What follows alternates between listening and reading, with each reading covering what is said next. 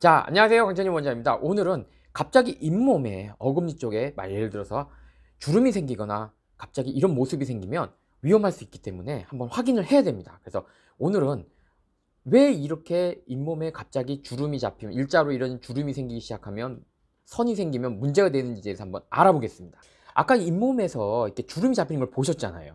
만약 그 주름을 계속 방치하게 되면은, 원인을 갖다가 제거하지 않고 놔두게 되면은 점점 이 사진처럼 부풀어 올라요. 마치 무슨 뭐 조금 부은 것처럼 뾰루지 같은 게 이렇게 부어 오르거든요. 근데 요때도 사람들은 그냥 내 잇몸이 나빠서 그러나 해서 그냥 양치질만 열심히 하시는 분들이 있어서 오히려 위험해질 수도 있습니다. 그럼 이거보다 더 심해지면 그 다음 단계를 한번 살펴보겠습니다. 자, 이렇게 시간이 흐르다 보면은 어느 정도 그 부었던 게 가라앉아요.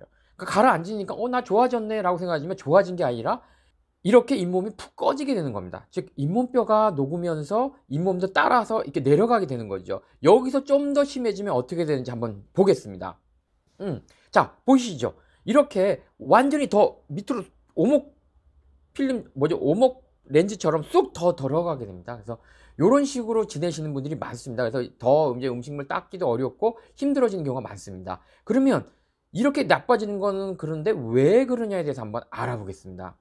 아까처럼 되는 거에 대해서는 한 4가지 정도 한번 원인을 살펴보겠는데요. 지금 이것처럼 음식물이 주로 끼는 부위들, 이런 부위들이 계속 방치하게 되면은 아까처럼 될 확률이 굉장히 높습니다. 자, 그 다음에 뭐냐면 충치각이 뿌리 쪽, 그러니까 머리 쪽 말고요. 요 머리 쪽 말고 약간 뿌리 쪽으로 내려가면 내려갈수록 아까 같은 모습을 보여줘요. 가끔 이제 이럴 때 치과에 가서 사진도 찍고 엑스레이 찍었는데 선생님은 없다고 그래요. 환자들이 이상한데 없나 하고 많은 경우도 있는데, 실제로는 엑스레이 상으로 이게 겹쳐 보여서 잘 안 보일 때가 있고요. 이게 착시처럼 돼서 안 보일 때가 있어요. 그럴 때에는 이제 우리가 그 뾰족한 거, 치과에 가면 그 갈고리처럼 생긴 거 있잖아요. 그걸로 이렇게 찔러 보면은 그때 속으로 쏙 들어갈 때가 있어요. 그렇게 찾는 경우도 의외로 많습니다. 자, 그 다음 원인을 또 살펴보면 뭐냐면, 잇몸이 조금 나쁜 분들 있잖아요. 약간, 그러니까 많이도 아니고 한 어설프게 나쁘신 분들이 있어요. 그때 내가 좀 이를 꽉 문다거나 이가리가 있거나 단단한 걸 좋아해, 또 마침 뭐 어떤 치료를 받았는데 그게 좀 높이가 높아, 그렇게 되면은 잇몸 뼈가 갑자기 확 녹을 수가 있어요. 그래서 아까처럼 약간 줄이 가면서 자꾸 내려가면서, 지금 옆에 보면 이 그림처럼 피도 나오면서 이렇게 잇몸이 마치 무슨 이상하게 주저앉는 이렇게 되는 경우도 있습니다. 흔하진 않지만 이것도 하나의 원인이 될 수 있습니다. 아까 봤듯이 뭐 예를 들어서 충치라든지 그러니까 음식물이 끼는 경우가 의외로 많은데, 이처럼 치아가 잇몸이 어설프게 나쁠 때 치아가 무리한 힘을 받으면 같은 원인이 생길 수 있다는 거죠. 치아에 주름이 갈 수 있다는 거죠. 자, 마지막으로는 가장 흔하지 않는 일이지만 그렇다고 해도 얼마든지 일어날 수 있는 일이에요. 왜냐하면 치과 가기 싫잖아요. 그래서 충치가 심해질 때까지 놔두게 되면 이 왼쪽 사진처럼 뿌리까지 내려갈 때, 충치가 뿌리까지 내려갈 때가 있거든요. 그러면 우리가 깎을 때 여기서 생기면 여기만 깎는데, 여기까지 뿌리가 생기면 여기까지 깎아야 된다고요. 그러면 여기 있는 잇몸뼈 입장에서 보면, 야, 너 왜 밑에까지 내려왔어? 라고 되거든요. 그러면서 염증 반응이 일어나요. 우리가 생물학적 폭경이라는 어려운 말을 쓰지만 그 말은 이제 빼고요.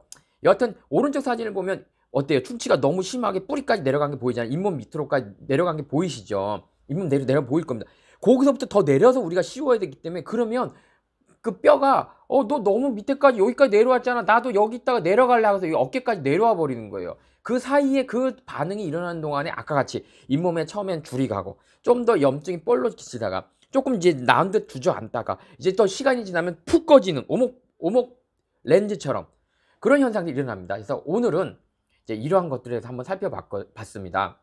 자, 지금까지 우리가 한 4가지 원인에 대해서 한번 살펴봤습니다. 이렇게 잇몸에 줄이 생긴다면 일단 치과에 가보는 습관을 들여야 된다. 왜냐면 그 원인이 뭔지를 우리가 모르니까 방치하지 마시고, 적어도 그 원인에 대해서 우리가 알아가지고 예를 들어서 음식물이 끼면 끼지 않도록 노력한다든지, 또 뿌리에 충치가 있는지 살펴봐야 될 것이고요.